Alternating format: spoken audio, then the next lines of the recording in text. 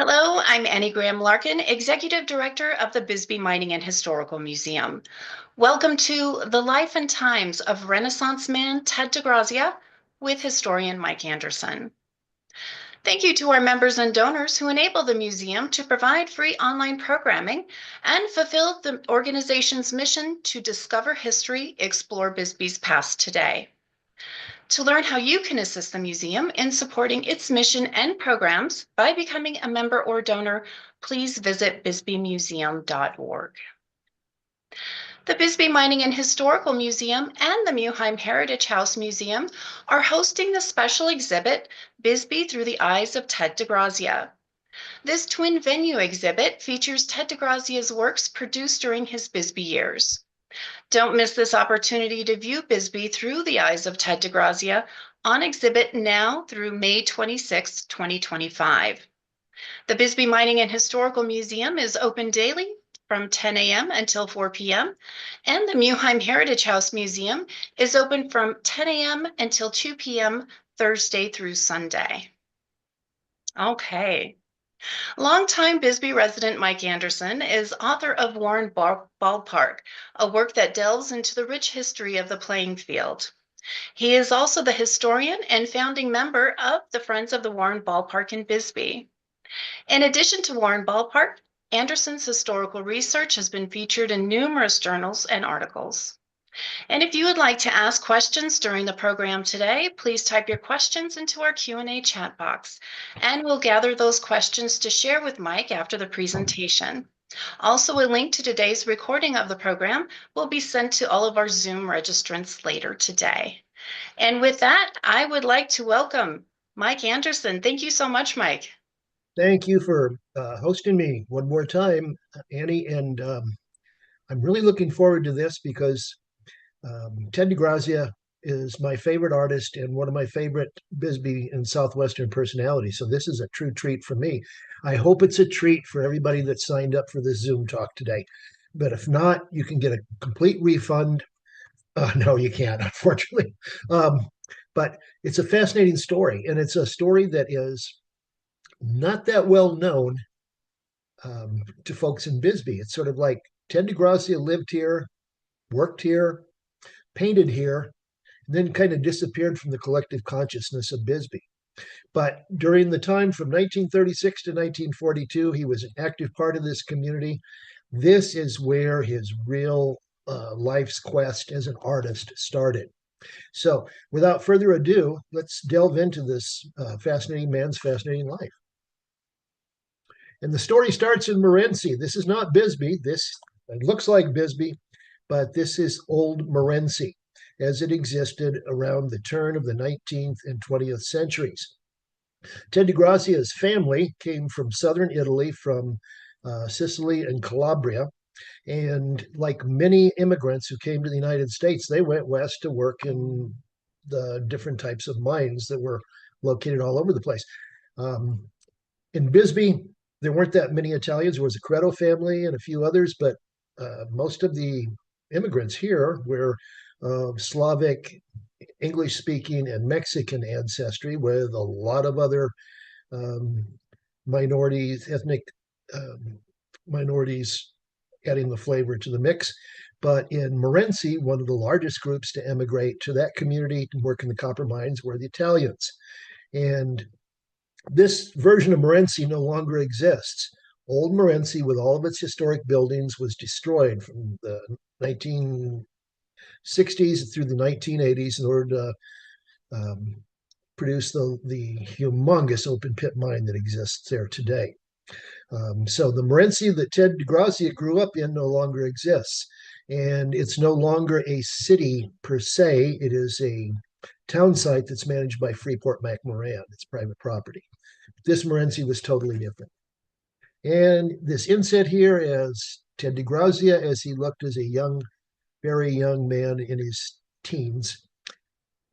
So his family came from southern Italy. His dad's name was Dominic, and this is Dominic over here on the far left of this slide on the left.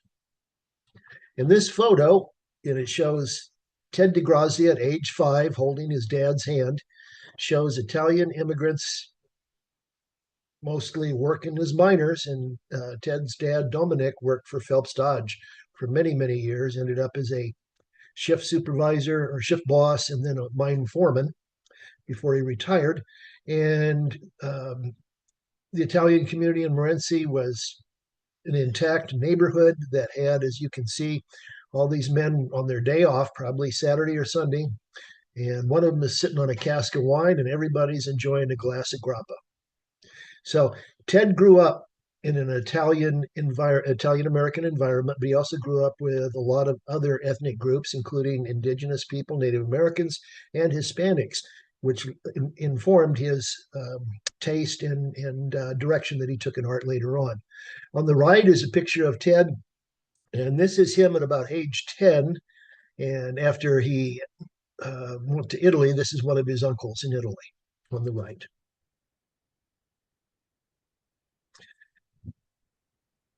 As we all know, life in mining camps consisted of cycles of boom and bust. And through World War I, which lasted from 1914 until 1918, copper mines in Arizona, including Morenci, were going full blast, supporting the Allied war effort and then later the American war effort in Western Europe.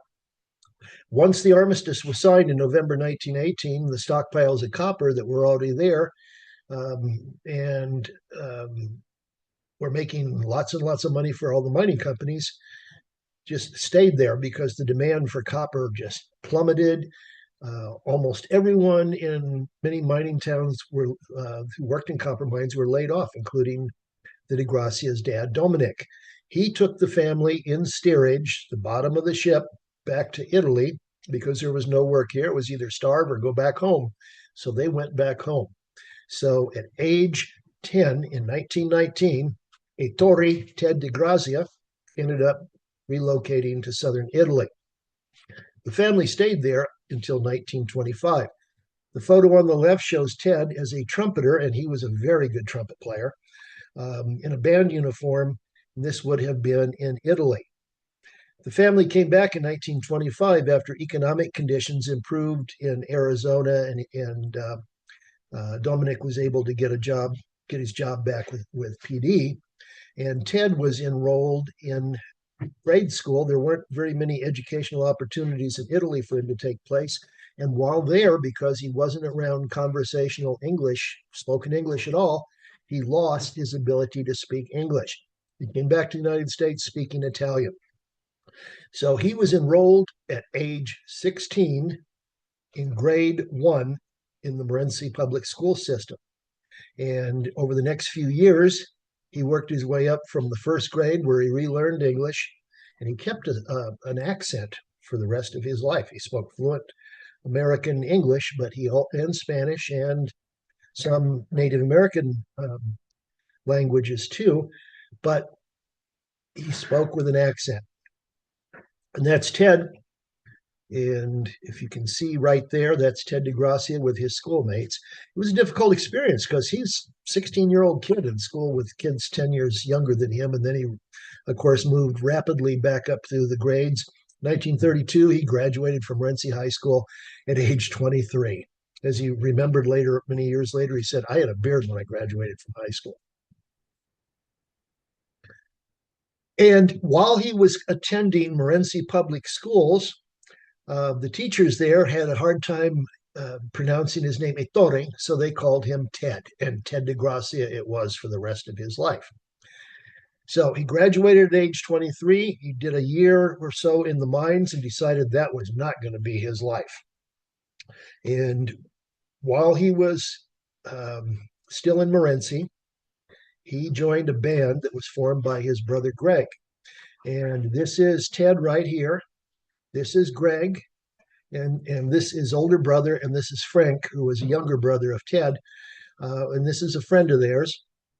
And this was Greg's Blue Derby band who played. It was a regional band that played all over Greenlee County and Graham counties and Hidalgo County and that area around in far western New Mexico and far eastern Arizona. And Ted remained a musician all of his life. but he was also already studying art while he was in Morenci High School.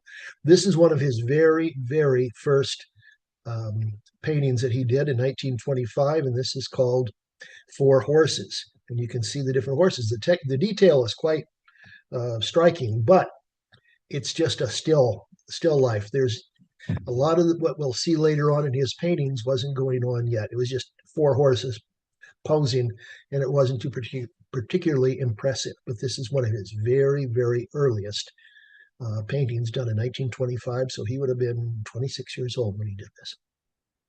And here's a couple of other of his paintings right here. This one is Women and Sad Women. And this is two Indians, although there are five in the picture. He did, in his earliest paintings, were mostly Hispanic and indigenous people. He was very much influenced by what was going on in Mexico with Diego Rivera and Jose Orozco at that time. And so we see a lot of the same themes, social justice and the struggle of people for their rights and history in his earliest paintings. And this style is very, very different from what's going to evolve later on. But he's learning art and he's getting instruction in Morenci High School. But there's also the issue of Ted taking instructions, or DeGrazia, as he called himself later on, taking instruction from teachers. Even up into the University of Arizona, he said, I don't need people to teach me how to paint. And he was always at odds with people that he took classes from in terms of art. So in 1933, he enrolled at the University of Arizona. He hitched a ride in a pickup truck with $15 and went to the U of A. His dad supported all the seven DeGrazia children as much as possible with financial support to go to school. And several of them did go to college, and two of them became teachers. His little brother, Frank, became a music teacher. So they stressed music, they stressed art, and they stressed education in the DeGrazia family. And the story it goes that before the DeGrazia kids got shoes, they got musical instruments. And while Ted was attending the U of A in order to pay his way through school, and his dad would send him money and he would send it back and say, use it for something else. I'm going to take care of this on my own. He got a job as a landscaper by day when he wasn't attending classes. He was taking art and music classes. And during the evening, he supported himself by forming his own big band. And this is his band right here. They played at sorority and fraternity dances. They played all over doing gigs in different clubs and restaurants. And after Prohibition, they could play in nightclubs again. So what I'd like to do for you, if you don't mind, is play one of his songs. And we think we got this figured out. Annie worked hard and long on this to get the link. And so let's see if we can make this happen. This is one of the songs that Ted DeGrazia composed. And this is off of a CD that's called DeGrazia, Please Remember Me. This is one of the songs that he composed. This is performed by the Tucson Jazz Institute instructors, some of the finest musicians in southeastern Arizona who teach promising high school and middle school students how to play jazz and compete nationally successfully. So this is called Please Remember Me. This is by Ted DeGrazia, performed by the Tucson Jazz Institute.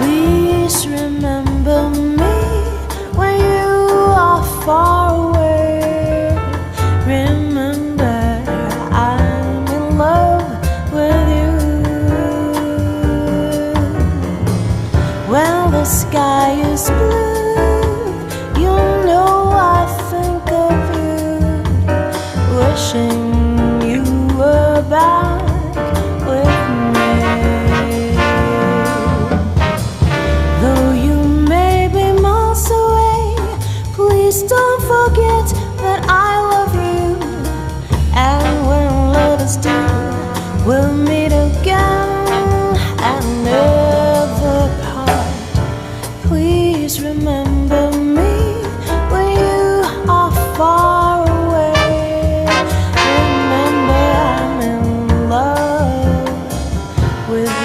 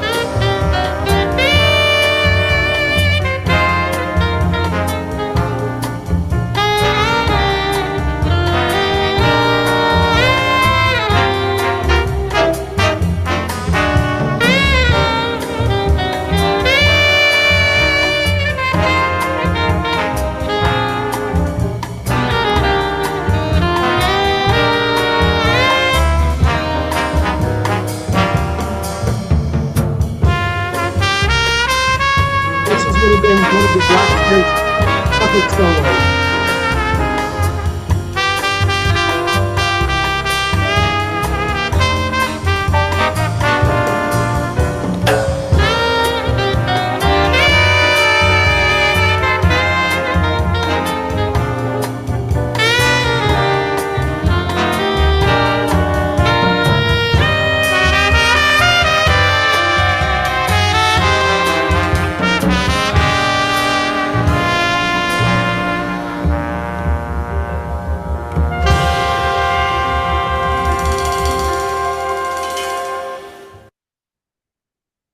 So, had you been living in Tucson or attending the University of Arizona at the time, you could have gone out and heard that band performing um, on a regular basis from 1933 until he left the University of Arizona in 1936. While he was working at the university and going to school at the university and working as a band leader, he ran into a lovely young lady on the campus on the mall in 1934. Her name was Alexandria Diamos. Her dad, Nick Diamos, owned a chain of theaters that stretched from central Arizona, from Phoenix, Globe, Miami, Winkleman, Mammoth, all the way down to Tucson, Nogales. Nick Diamos owned the Grand Theater in Douglas. He owned the Lyric Theater in Bisbee. And once his daughter decided that she wanted to marry this good-looking, very dynamic young man, he made arrangements for Ted to get a job as a assistant manager at the Plaza Theater in Tucson. And after they were wed in June 1936 at San Agustin Cathedral in Tucson, he gave him the job to manage the Lyric Theater in Bisbee. And later on, he also added the responsibility of him managing the Lowell Theater after he bought that one in 1938. So Ted DeGrazia goes from being a struggling student, just trying to make ends meet, to becoming a businessman, pillar of the community in Bisbee, married to a beautiful young lady. And this is the DeGrazia wedding photo here. This is Nick Diamos and his wife. This is, of course, Alexandria, Ted. And this is Lucia DeGrazia and Dominique over here. The first place that the DeGrazias lived at, and there was just a married couple when they first arrived, was 18 Maxfield. In 18 Maxfield, if you're not familiar with all the labyrinthine streets in Old Bisbee, runs from just west of the old high school up on School Hill. And at the very end of Maxfield Street, going south, is 18 Maxfield Street. It's a one-bedroom little cottage. And this house on the left was where the DeGrazias first lived when they came to Bisbee. Once Alexandria became pregnant with their first child, they realized they needed a larger place to live. And so they moved over to 404 Roberts Avenue in Old Bisbee up on Quality Hill. This house, both these houses are still here, of course. And he managed the Lyric Theater, which is on the left there between Dugan's Palace Mortuary and the store on the left. That's looks pretty much the way it does today. And then later the Lowell Theater was added onto it as well. And what's fascinating about Ted DeGrazia, there's still a lot of links to him here. He became a very good friend of John Pintek, who was at that time going to the University of Arizona. Used to drink bootleg whiskey together. I think John Pintek was also managing the band for a while, and they were roommates. So the Pintek family's got strong connections. Once the DeGrazias moved to Bisbee, they became really good friends with Dr. Joe Saba and his wife. And that relationship was kept up to the next generation. So Father Joe Saba, also known as Pepe, was a friend of Ted DeGrazia and has all kinds of stories about when he was growing up and meeting the DeGrazia family. And so does Teresa Gill. And I've got a chance to meet this lovely lady just a couple of weeks ago, or a few weeks ago. She worked as a cashier at the Lyric as a very, very, very young teenage girl. And she had some interesting stories to tell about DeGrazia. And Alexandria gave her the lithographs that are above her head in this photo here. That's Navajo bridegroom on the left and Navajo bride on the right, and a couple of other DeGrazia lithographs. So there's all kinds of connections. The Pintek family, the Sabas, and the Teresa Gill, and there are many, many others because they were a very popular couple while they were here. Handsome young man, beautiful young woman, growing family, and everybody went to the Lyric, of course. People attended movies, the most popular form of entertainment in the 1930s and 40s. And Teresa lives just 2 houses away from where the DeGrazias lived on Roberts Avenue. So this is Betty Doogie, and this is the inside of the Lyric Theater in the late 30s. And if you can look in the photo on the left, there's one of DeGrazia's pictures on the wall. He would go to work in the morning, get everything squared away for the afternoon and evening showings of the movies in the Lyric Theater, and then also later the Lowell Theater. And then after the theaters closed down at night, he would paint. So from about 11 o'clock at night until the wee small hours of the morning, DeGrazia would paint inside the Lyric Theater. And this was, of course, the interior of the Lyric. Doesn't look like this anymore, but it was a lovely movie palace in its day. These are a couple of paintings that he did while he was at managing at the Lyric Theater and the Lowell Theater later on. And this is, of course, the parking lot across the street. Here's OK Street and Naco Road right here. And where the train depot and bus station were back in the 1930s and early 40s. This was torn down in 1951. So this is one of his paintings, and this is Tin Town. You can see these paintings, and I hope you do. If you haven't seen the show of the DeGrazia Bisbee paintings that is now on at the Mining Historical Museum in the Muheim House up in Brewery Gulch, do it. It is an absolutely wonderful show. These are the originals. These are the ones that DeGrazia himself painted. These are not lithographs. They are fantastic to see. And all of his life, like Thomas Edison, he got very little sleep. He considered sleep to be a waste. And he did his best artistic work late at night and early in the morning. And this is a quote by him and why justifying not sleeping very much.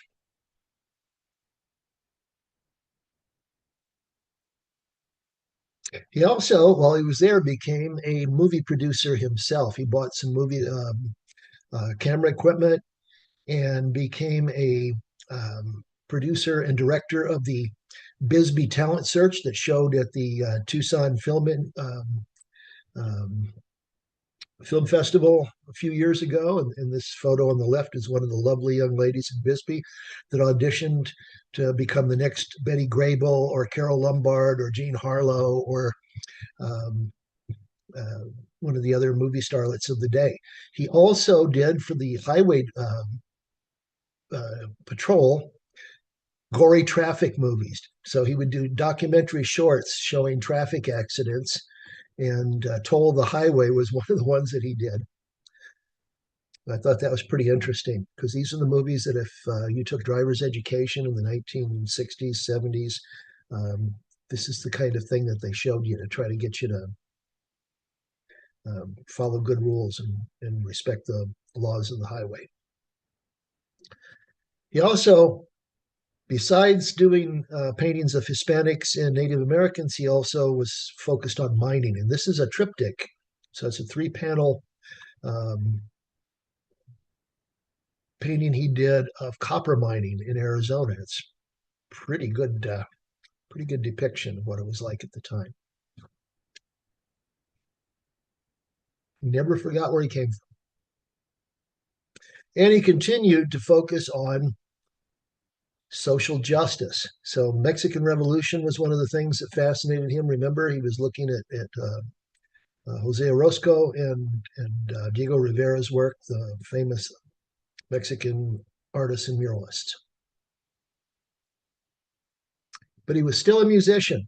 And this is him on the university campus. This would have been the 1930s in his ROTC uniform, because the first 2 years at a land grant college in the United States, you're required to take ROTC.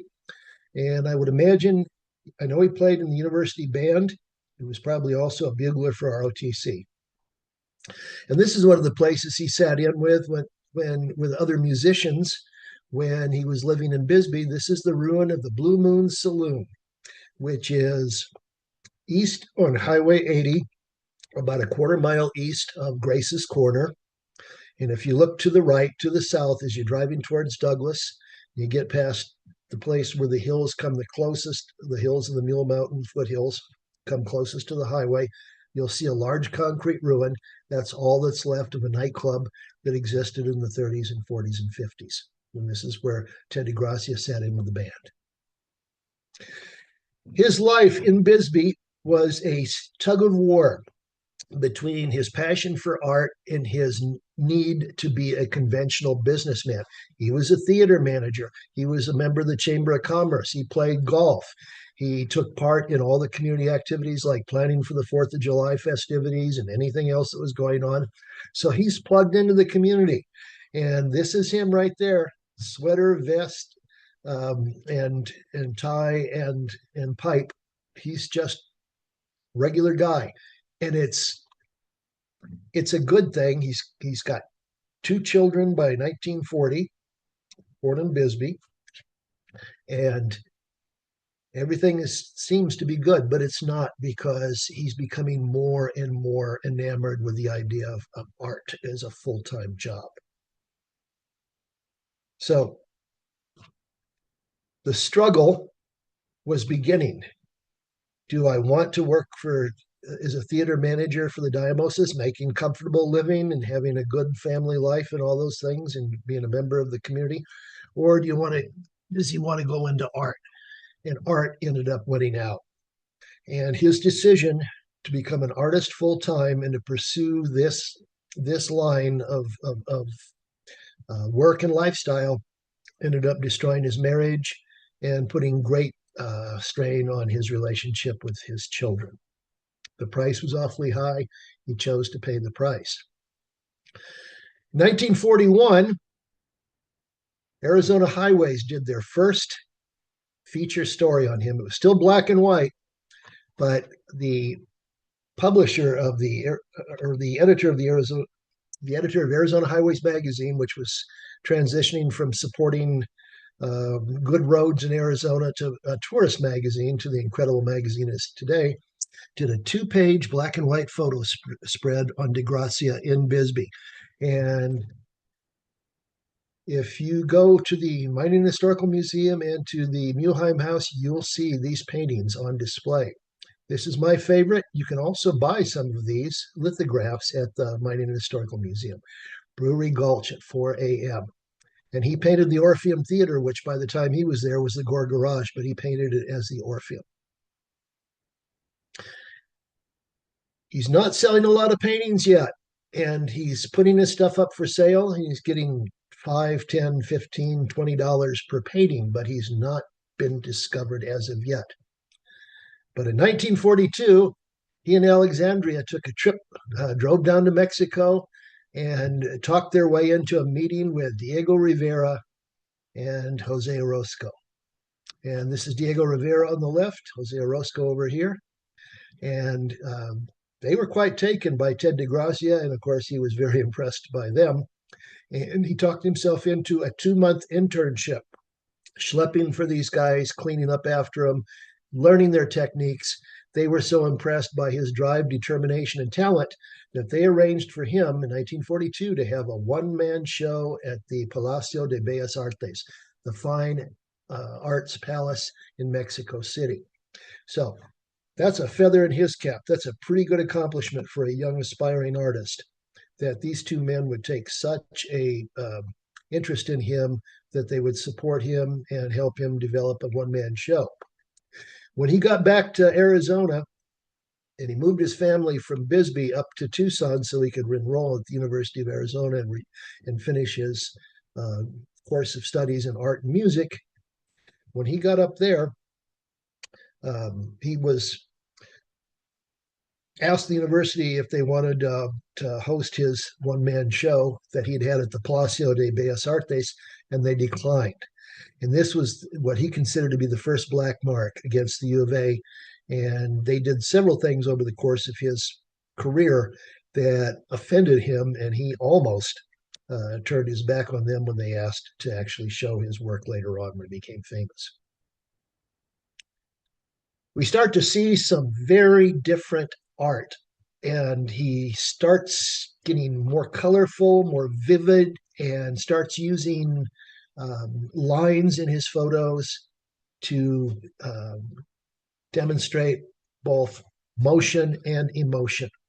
And here he is. This is Bisbee, dressed up as a Mexican peasant and showing his artwork. He's still focusing, though, on Hispanic and indigenous art, but he hasn't found his what would later become his style of painting. He's experimenting, he's exploring, he's going different ways as time goes on, but he's getting there. And these are examples of what happened later on with his work in terms of changing his style to become brighter, more light, more life in his painting, and also much more motion and emotion. He got better as time goes on. And these are not the staple that he later made a great deal of money off of. This was Circus Horses, and this is Blue Ballerina. During World War II, he got a job at Consolidated Aircraft, which had several large hangars just south of Tucson International Airport on Nogales Highway. They're still there. And this is him painting murals. So he painted a large mural of a B-24 Liberator, which is what they were working on to modify at the Consolidated hangars. And of course, Agave and San Javier, symbols of Tucson. And on the right, at this time in his life, what he was doing was jobs painting murals at people's homes, restaurants, and bars. And unfortunately, many of these were later destroyed by homeowners that didn't realize what they had on the wall or were painted over. And so many of them have been lost to history, but some have been preserved. It was a way to make money and also a way to get attention. He's still not selling a lot of paintings. He hasn't been discovered yet, despite the exposure in Arizona highways, despite being an artist for a number of years. He hasn't passed that threshold yet where he's become a artistic star, but he's getting there. So he goes back to U of A in 1943, enrolls in art and music classes, and he studies, um, gets a BA in music and a BA in education. He also gets a Master's of Fine Art degree in 1944, and it involved, let's see, the thesis was art and its relationship to music and music education. And what he did was paint um, music. So this is his interpretation of Brahms' Hungarian Dance No. 6 here on the right. This is the way he envisioned the music. And he was trying to get art students to look at music in terms of graphic display, and also getting music students to look at art and see the relationship between the two. And this one is Stravinsky. This is how he interpreted Stravinsky's music. A little chaotic, but Stravinsky's music was chaotic. And this is a machine that he built to enable art and music students to be able to translate music to sound and sound, or music to art and art to music. It was used for several years at the U of A. People who looked at his thesis said this is far beyond what we would expect from a master's student. Very bright man, had his interest going in many different directions, and I have a feeling that he was too much for some of his professors, because as he pointed out later on, so I don't need these people to teach me how to paint. I know what I want to paint. But he did get his degrees, and here he is. So this is him upon graduation, and at the U of A, if you enroll and you're from Morenci when you enroll, you're still from Morenci when you graduate, even though he hadn't lived in Morenci for a number of years. Ted DeGrazia, Morenci, BA in education. So he had a BA in education, he had a BA in art, and he also had a Master's of Fine Arts in music and art. And in 1944, the dislike that he developed for the University of Arizona increased when he was asked to do a mural for the Arizona Wildcat newspaper, which was in the basement at that time of Old Main. He did a mural that was influenced a lot by Orozco and Rivera. This was called The Power of the Press. And when the U of A administration found out what this mural looked like and what he was trying to evoke in it, they ordered that the mural be painted over. And this was another black mark as far as DeGrazia was concerned regarding the University of Arizona. 1944, he also borrowed $25 from one of his brothers and bought some property at the corner of Prince Road and Campbell in Tucson. This was way out in the sticks at the time. And he thought, this is going to be far enough so I can have a quiet place to live and to have a studio. So this on the left is when he first started working and living out of this. And this is the finished product later on. So this became his studio and home as of 1944. And it grew and grew. It eventually was overrun by Tucson growth, and he ended up selling the property. It is now a self-service gas station. 1946, the marriage, which had already been under great strain for a while, fractured, and he ended up divorcing Alexandria Diamos and found himself another lady shortly thereafter. And her name was Marion Charette. She was originally from New York. She was a sculptor. And for DeGrazia at this time and place in his life, this was probably the perfect decision to make, because Alexandria was not an artist. She was a very bright woman, a journalist by training. But what she didn't understand was the drive and desire for DeGrazia to make art.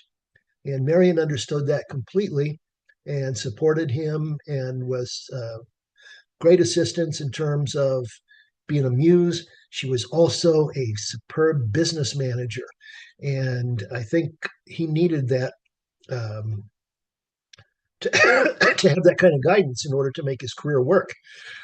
So Marion, I believe, was instrumental in getting showings at different places and getting his name in the media and putting him out front.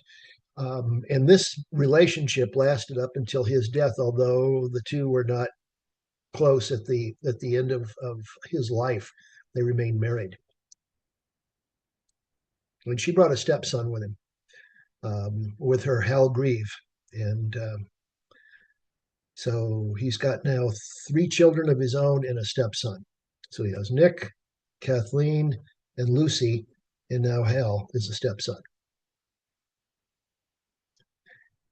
So starting in the late 40s, and again, I believe this is Marion's influence, we start to see DeGrazia's art being shown in galleries in Scottsdale, which was an up-and-coming, trendy, wealthy place to live, and a place where art galleries were starting to sprout.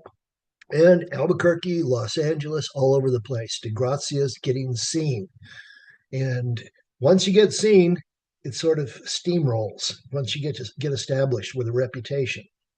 He's still struggling, and he reminisced years later about at his gallery on Prince and Campbell in Tucson, he'd leave his paintings outside at night, and they'd still be there in the morning. He said people wouldn't even steal them. So this is going to change very quickly. He's starting to get exposure in the late 40s, and then television comes along, and television provides a nationwide audience for DeGrazia. And this is him on the left, 1951. NBC comes to town. They film a lot of different things in Tucson, but they do a segment on DeGrazia and his art that becomes shown nationwide, and his career is starting to take off. The public discovers his art and likes it. And this is about the time where he's developing the lighter colors. He's also developing indigenous children as a theme. And DeGrazia had 2 passions in life. One was art and the other was Native Americans. He loved indigenous people. In all of his life, he befriended humble indigenous people, liked to spend time around them, liked to study them, and then later to paint them. And so you will find as time goes on that he is doing more and more indigenous subjects in his art.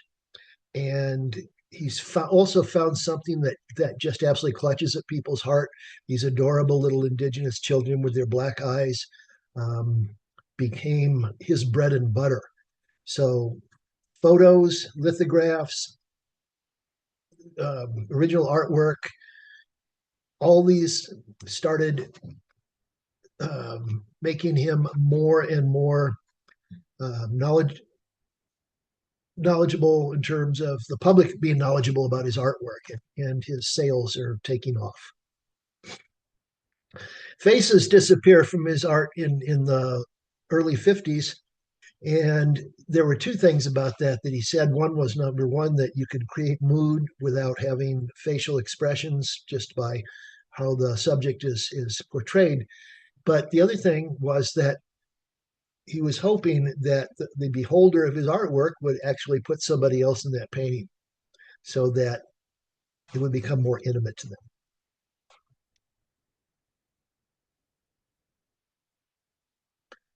He gets a contract for producing Christmas cards for Hallmark. He's interviewed by national columnists. He's becoming a national figure. The media is really helping him in terms of develop his art and also selling his art, and he's making a lot of money. Father Kino was one of the people that he was truly fascinated with. This painting right here is Father Kino introducing cattle to the Altar Valley, which is to the west of Tucson, Sassafras going north, and Father Kino here on the right. And he later did books on Father Kino, but in the 1950s, it also inspired him to develop a mission. He bought land out just south of Skyline and on North Swan, off of North Swan, and that land became the site for the Mission in the Sun, which was built with Native American labor. So Yaqui and Autumn, at that time Papago labor, helped Ted develop this mission. And this was the first of the structures that became the Gallery in the Sun finally.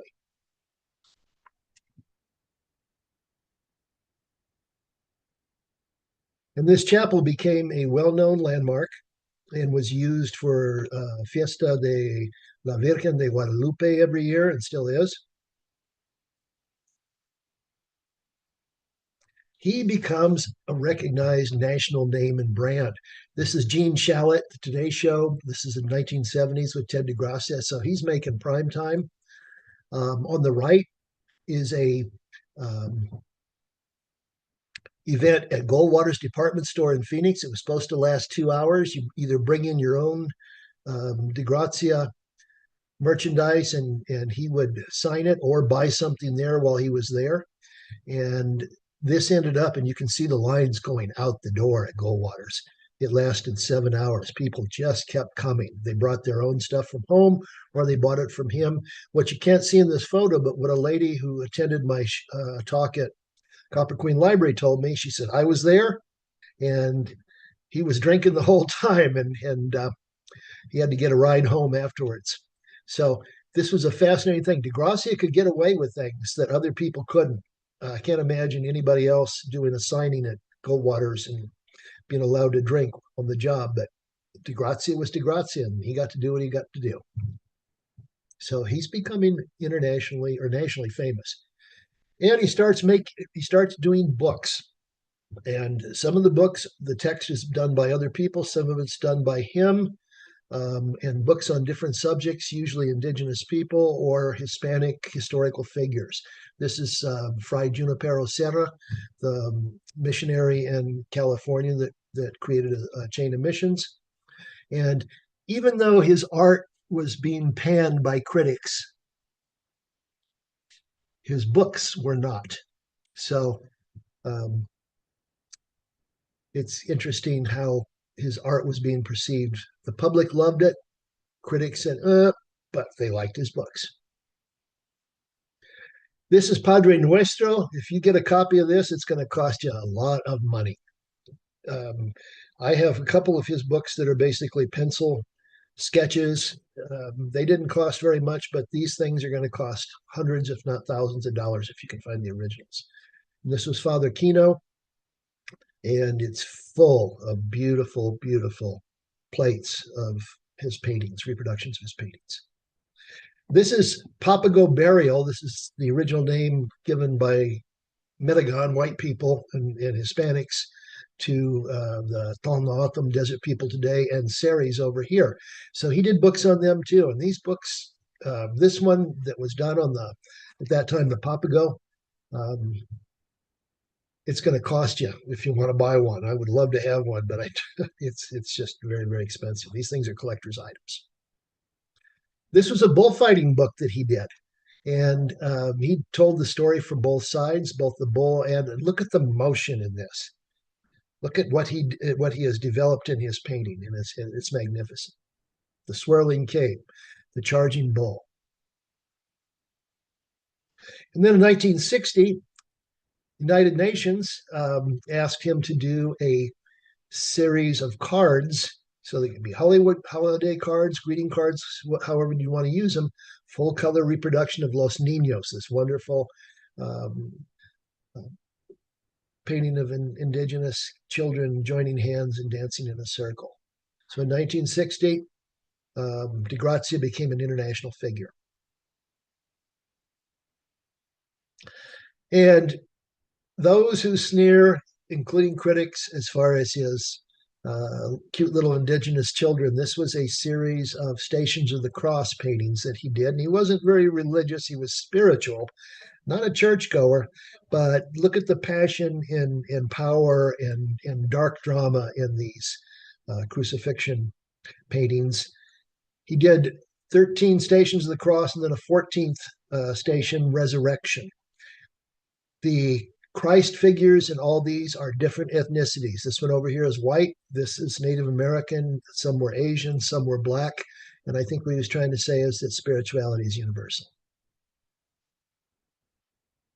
In the early 1960s, he started developing the Gallery in the Sun at the same site as the Mission in the Sun on North Swan, just south of Skyline.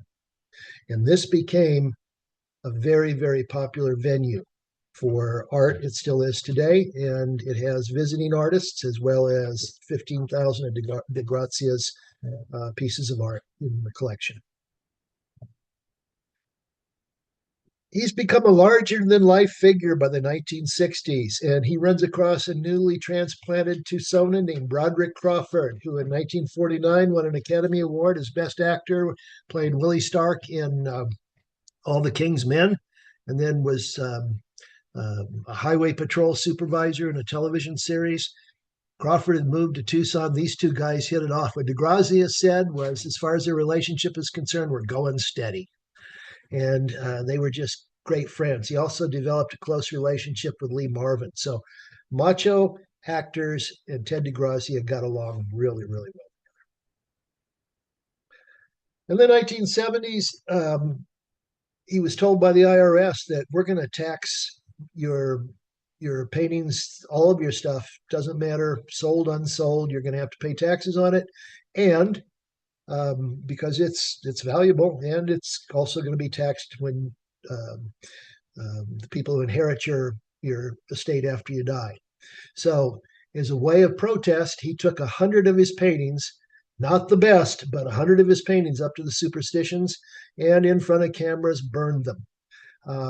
This was originally just supposed to be a protest, but this had a traumatic effect on him, even though this wasn't his best stuff.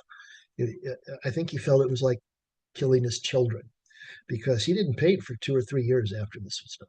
It was very traumatic. And in the 1970s, he developed a relationship with this lovely young lady, Carol Locust, who was a member of the Cherokee Nation back east, who had moved to the Apache Reservation and met him. And then later on, met him again at the University of Arizona when she was a student there. And he invited her to come out to his gallery and see his work. They became lovers, and she bore him a son, and this is Domingo DeGrazia, who is a Renaissance man in his own right, a very, very talented musician, motorcycle racer, lawyer, advocate for indigenous rights and children's rights, all around good guy. Both of these people are still alive. And in 1982, well, he was diagnosed with cancer in the late 1970s. He was a heavy smoker and a heavy drinker. And as time went on and he was diagnosed with cancer, he became more and more debilitated and finally ended up dying in September 1982. And this story went all the way around the world. This is his grave at the Gallery of the Sun. So you can go out and actually visit his grave and while you're out there and see his magnificent art collection. What I've done here, I just wanted to show you briefly some of the great art that he produced, because it's not all just cute little indigenous children, of which I think you're aware now, but just some of the stuff that he's done, and see the power and complexity of his work. This is bucking bronco, and this is a Native American being bucked off a horse. This is Apache devil dancers. Great stuff, great motion, great imagery, great emotion. Powerful. This is Don Quixote. And this is a hoop dancer. And look at the motion in that. This is a developing thunderstorm over the Tonaltam Reservation west of Tucson. I love this one. This is my favorite DeGrazia of all, because you know there's a storm coming. This is saguaro fruit harvesters, autumn women. This is autumn women playing toca, which is field hockey by the very, very similar to the field hockey that's played in schools. Again, DeGrazia, Arizona Highways, I think he's been featured, and they're not sure if it's 75 or 76 editions of Arizona Highways so far. I'm sure there'll be more. So you just get a sense for what a fascinating man he was. He could write, he could play music, he could paint, He had a great love of Native Americans, great love of Hispanic and the Hispanic culture and history of the Southwest.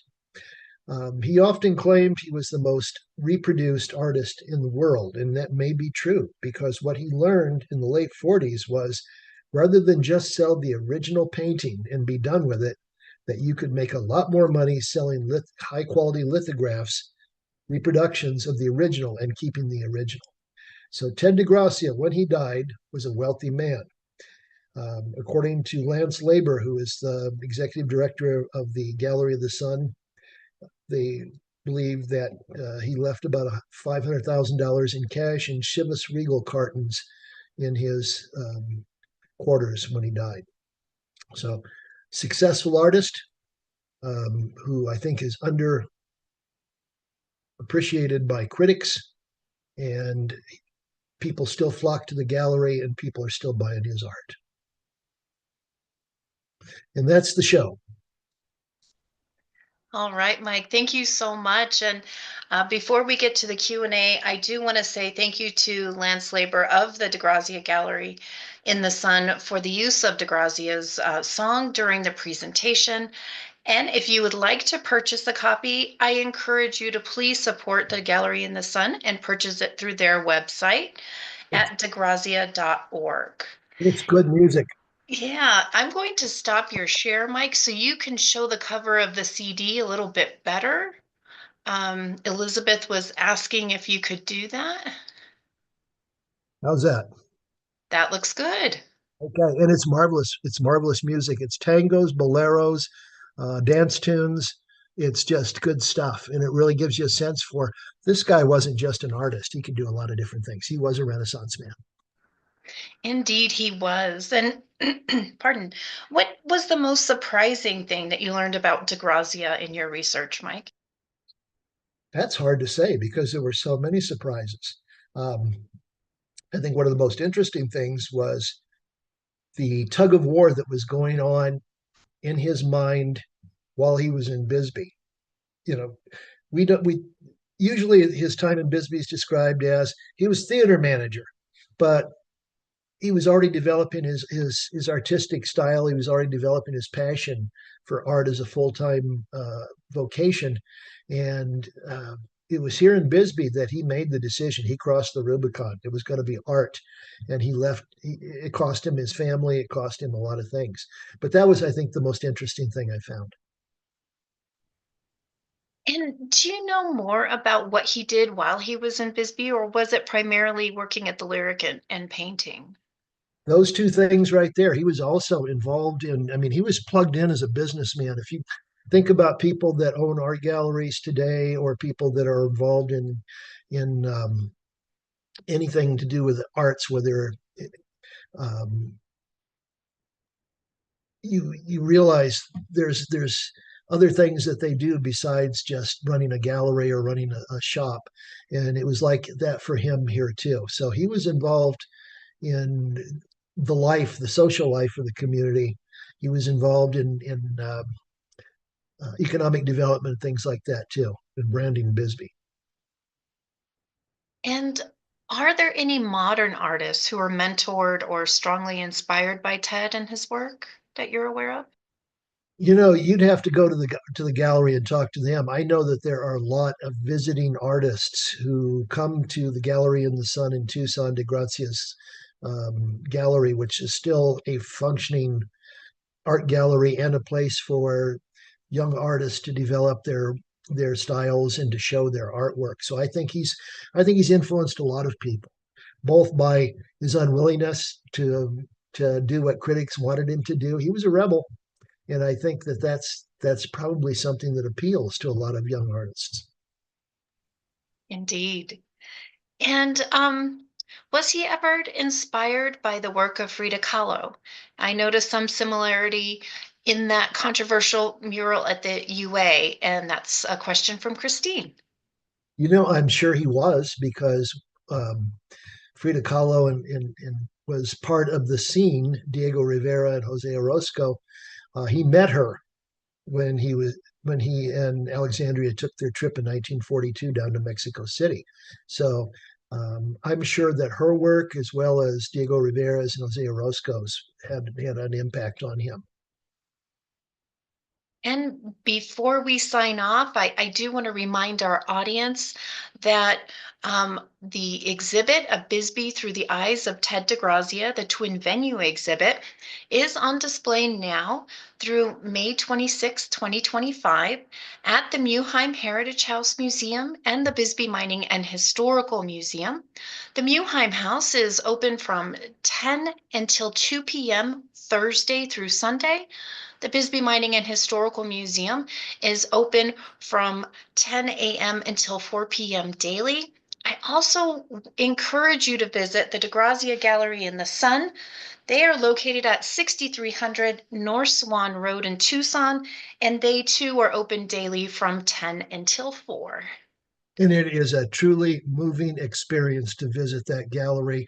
And if you go to the Mining and Historical Museum, and please excuse me, Annie, this is a shameless plug, but you can buy lithographic productions of DeGrazia's artwork. This is Brewery Gulch at 4 a.m. I purchased this. There's a lot of other wonderful reproductions of DeGrazia's work in Bisbee for sale at very reasonable prices at the Mining and Historical Museum. If you don't do this, you'll regret it later on in life. Thank you, Mike. I purchased two myself. Oh, I love it. Yes. Did you get the two cats? You know it. Okay. Needless to say. They're Yeah, Bisbee cats. and if you didn't love, yeah, they are Bisbee cats. And if you didn't love DeGrazia's work and appreciate what he was as far as a human being, as far as his respect and admiration for Indigenous people, I hope you do now. And I hope you go up and see both the exhibits at the Muheim House and the Mining Historical Museum. And please, please, please go see the gallery in the Sun. Well, thank you so much for sharing your time with us today, Mike. We truly appreciate it. And thank you to our audience for joining us. We hope to see you next time for our upcoming online programs and, of course, at the Muheim House and the Bisbee Mining and Historical Museum. Take care, everyone. Bye. Adios.